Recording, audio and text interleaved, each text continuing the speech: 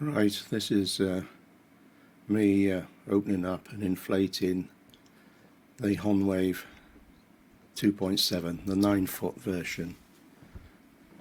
I would have liked a bigger version, but you have to consider that when it's completely folded, the size to fit in your vehicle, and in my little RAV4, this is about the maximum size that I can get in.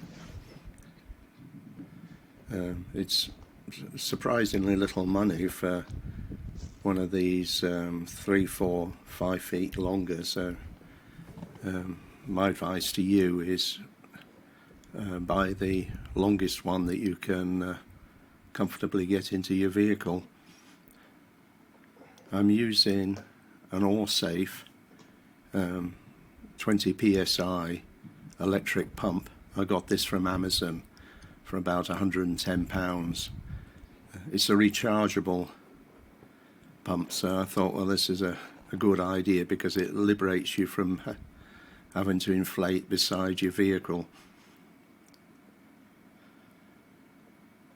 I speeded up quite a bit of this footage, and the routine I do now inflating the Honwave is to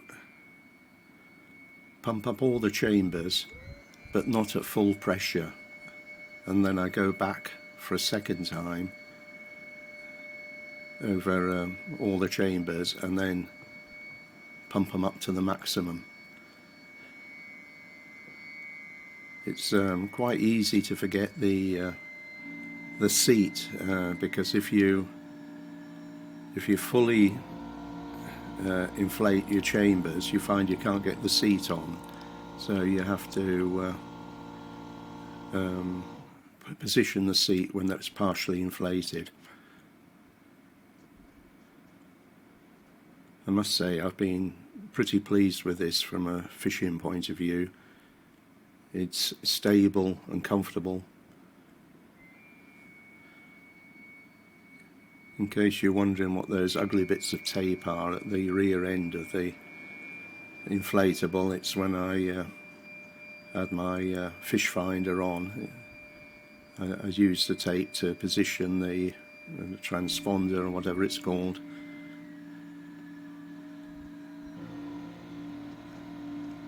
Now, I positioned that seat, but you'll see later I have to deflate it again because the material that catches onto the base of the seat was twisted, so it would have just come loose.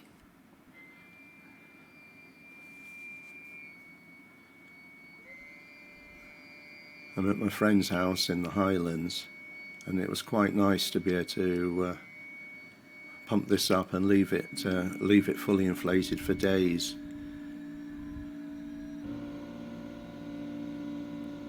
You will find it loses air pressure though.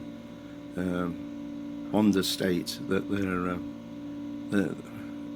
it's not airtight. I assume what they mean is it's perfectly good enough for a day's fishing, but gradually air will seep out through the valves and so on.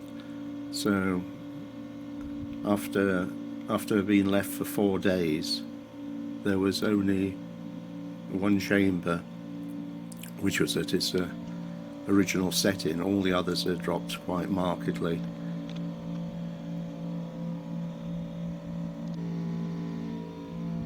As you can see, it's very robustly made.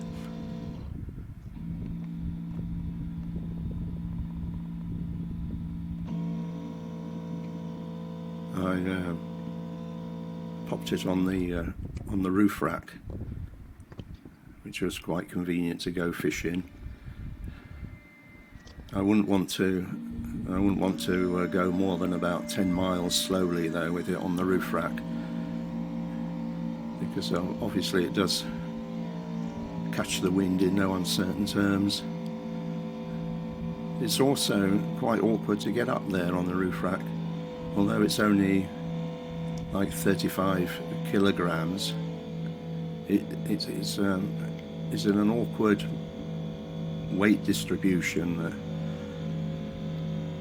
You know, you find maybe it's just because I can't accept the fact they're getting older, I'm getting weaker, but it did take some effort.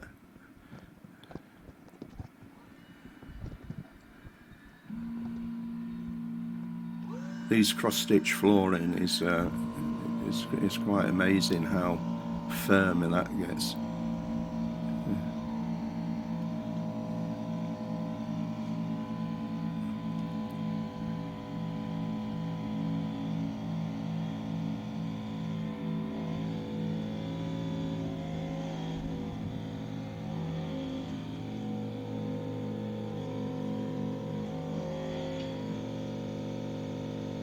I know it's a fairly boring video, this, but I know when I was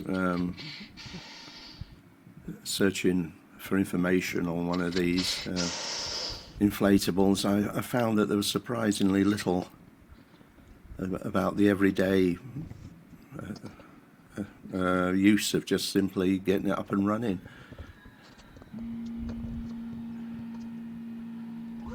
This rechargeable pump is a godsend, though, especially if you've ever used a foot pump. Pumping up the floor takes a heck of a lot of effort.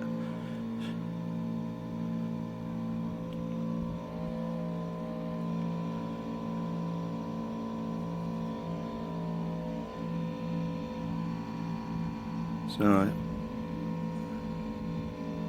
I took a photo of it upside down, which is coming up in a moment.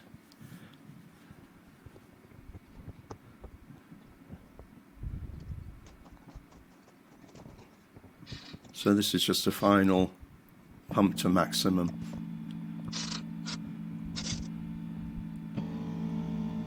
I pumped everything up about half a pound less than the maximum.